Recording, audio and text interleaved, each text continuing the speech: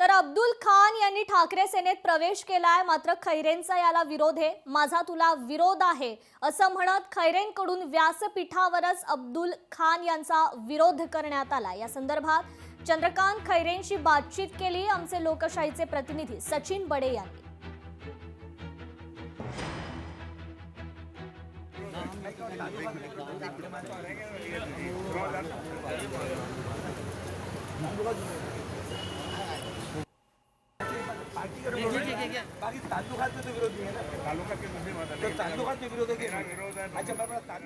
शिवसेना तो बाळासाहेब ठाकरे पक्षाचे नेते चंद्रकांत खैरे यांनी एका नेत्याला थेट तोंडावर विरोध केलाय।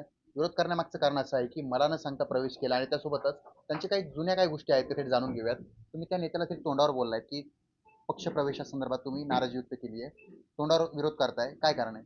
पक्ष प्रवेश महत्त्वाची झाला म्हणून मला त्याला विरोध नाही आहे, उमेदवारीला विरोध आहे। बरं, उमेदवारीला विरोध म्हणजे काय, ते त्याच्यामुळे आमच्या अनेकांचे त्या ठिकाणी मला फोन यायला लागले। म्हणजे परवापासून माझ्या या समाजाचे जे आमचे मतदार, शिवसेनेचे जे मतदार आहेत त्यांचा इतके फोन यायला लागले की तुम्ही काय करता काय, ज्यांनी ती पहिली दंगल घडवली होती, दगडफेक केली होती मोर्चावर, तुमच्या शिवसेने मोर्चावर दगडफेक केली होती, त्या माणसाला तुम्ही घेतलं, ठीक आहे घेतलं, पण तिकीट पण देणार, तुम्ही कशा करता देणार? तो एकटा एस टीचा कॅन्डिडेट म्हणून तुम्ही करता का?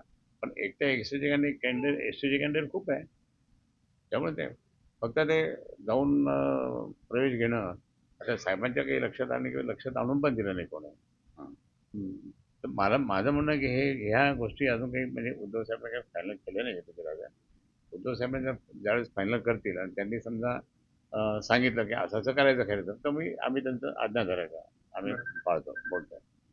पक्षप्रमुखांच्या उपस्थित प्रवेश झालेला असला तरी नाराज झालेले नेते थेट तोंडावर म्हणतात की तुमची उमेदवारी जी आहे तिला आम्ही विरोध करतोय। सचिन बडे, लोकशाही मराठी, छत्रपती संभाजीनगर। अब्दुल सत्तार जे मंत्री होते आणि आता आमदार आहे शिंदे गटाचे, यांच्यावर काय काय आरोप आहे एकदा चेक करा।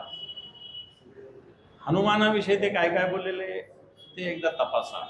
ते आपल्या सोबत आहे तो पिंटू आहे, म्हणजे पिंट आहे, आणि दुसऱ्या सोबत आहे ते कार्ट आहे, अशा पद्धतीनं। अजितदादा सोबत जो मुल्ला आहे मुंब्राचा, काय काय आरोप आहे जरा बघा। मुल्ला जो आहे अजितदादाचा उमेदवार होता, नवाब मलिक जो अजितदादाकडून उभा होता, त्याच्यावर काय काय आरोप जरा तपासा।